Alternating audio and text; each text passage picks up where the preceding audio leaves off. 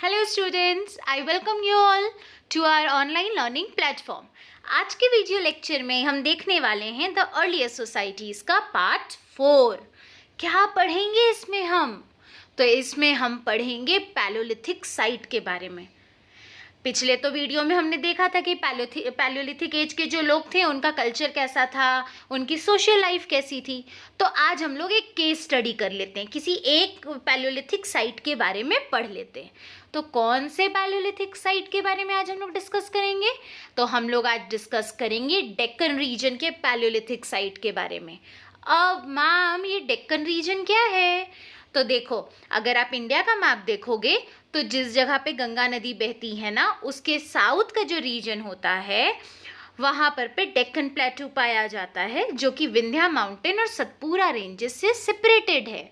Ma'am, नहीं समझ में आया तो आओ मैप में देख लेते हैं। अब आपको यहाँ पे 3 डॉट्स दिख रहे हैं, भीमबेटका, हुंसगी, कर्नूल। तो ये जो रीजन है ना, जिन जगह पर पे ये 3 डॉट्स फैले हुए हैं, ये वाले रीजन को ही ओवरऑल डेक्कन रीजन कहा जाता था। तो आज जो हम डेक्कन रीजन के बारे में डील करने वाले हैं वो जगह का नाम है हुंसगी।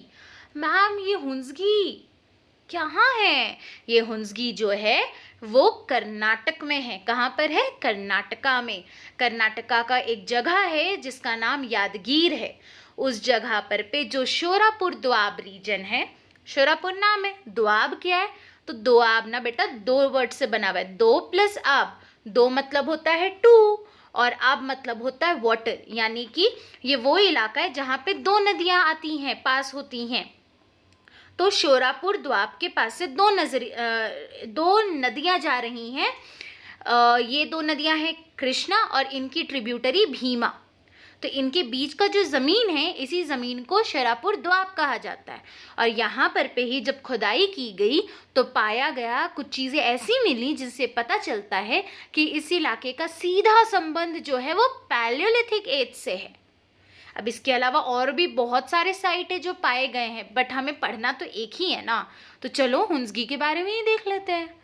हुंसगी, यहाँ पर पे पैलियोलिथिक रिमेन्स जो पाए गए हैं उससे ये पता चलता है कि यहाँ के जो लोग थे वो चॉपर, क्लीवर, नाइफ और स्क्रैपर यूज़ किया करते थे। और बनाते कैसे थे? तो ये लोग ना लाइमस्टोन, नाम सुने हो ना, लाइमस्टोन की मदद से टूल्स बनाते थे। और तो और एक बात और बताती हूँ आपको, यहाँ पे ना बहुत सारे स्प्रिंग्स भी देखने को मिले हैं, जिससे लोग, मतलब जो हमारे हिस्टोरियन है, उनको फील होता है कि ये जो झरने बह रहे हैं, शायद ना उस ज़माने के जो लोग होंगे इन्हीं झरनों से पानी ले जाते होंगे अपने मतलब के लिए और अपना काम पानी का यहीं से पूरा करते होंगे।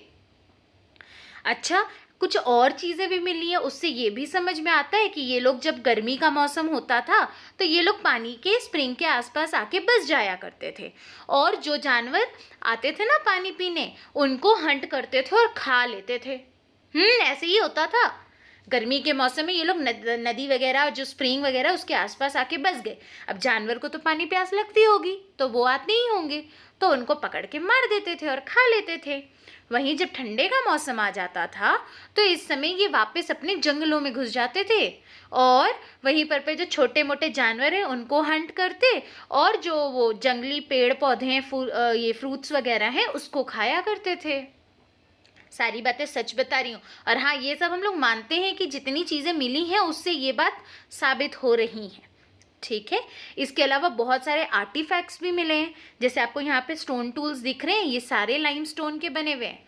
और हाँ, एक बात और पता चली इन लोगों के बारे में। वो जानते हो क्या बात है? वो बात ये है ना कि ये लोग ना अलग से एक एरिया आइडेंटिफाई किए हुए थे और उसी एरिया पे पता है सारे स्टोन टूल बनते थे। जैसे आज फैक्ट्री होता है ना, कपड़े की फैक्ट्री में कपड़े बन रहा है, वैसे ही इनका एक एरिया होता था जहाँ पर पे ये लोग सारे स्टोन टूल बनाते थे। और इसको उन्होंने फैक्ट्री साइट्स का नाम दिया। हमारे हिस्टोरियंस ने इसको क्या नाम दे दिया? Factory sites. यानी कि इससे हमें ये समझ में आया कि ये इसी साइट पे अपना काम कैरी आउट किया करते थे। तो यहाँ तक क्लियर है आपको? हमने आज क्या देखा? हुंसगी की केस स्टडी देखी। ठीक है, जिसमें हमने जाना कि हुंसगी कहाँ है, तो यादगीर कर्नाटका में लाई करता है, शोरापुर द्वाब रीजन में। अब यहाँ पे कुछ पैलियोलिथिक टूल्स मिले हैं जिनसे पता चलता है कि इनका लेना पैलियोलिथिक एज से है। अब इनके बारे ये जानकारी तो हमें मिली और साथ में हमें ये भी पता चला कि अब लोग थोड़े समझदार हो गए थे, तो वो गर्मी के मौसम में नदी और झरने के आसपास आकर बस जाया करते थे और ठंड के मौसम में वापस जंगलों में चले जाते थे। अब क्यों आके बसते थे गर्मियों के समय में झरने के आसपास? ताकि बड़े बड़े जानवरों को आराम से हंट कर सके। बड़े जानवरों को हंट करना मुश्किल था ना, उस समय तो इनके पास स्टोन के ही टूल्स थे, तो इसलिए वो लोग ऐसा काम करते थे। और ये भी बात पता चली कि इन लोगों ने अब अपनी साइट बना ली थी और उसी साइट पे ही ये लोग अपना क्या करते थे, वहीं पे सारे स्टोन टूल्स बनाते थे जो इनके घरों से दूर होते थे। वहीं बैठ के सारा काम होता था और खरीदने वाला खरीद के ले जाया करता था। और इसे ही बाद में फैक्टर साइट का नाम दे दिया गया, या फैक्ट्री साइट्स भी इनको कहते हैं, या सिर्फ हम साइट भी कहते हैं। क्लियर है? तो ये थी पैलियोलिथिक एज डेक्कन की। अब अगर आपको समझ में आ गया है तो जल्दी से ये 3 क्वेश्चंस को अपने नोटबुक में सॉल्व कर लो। आज के लिए बस इतना। हिस्ट्री है ना, बोरिंग हो जाता ना। ठीक है, चलो आज के लिए बस इतना। इसके आगे जो है हम नेक्स्ट वीडियो लेक्चर में देख लेंगे, ठीक है? So that is all for today. Thank you मुझे सुनने के लिए और मैंने जो पढ़ाया उसे समझने के लिए भी। हाँ, बट याद रखना, अगर कोई डाउट है ना तो नीचे कमेंट सेक्शन बना हुआ है, वहाँ पर पे आप क्वेश्चन कर सकते हो।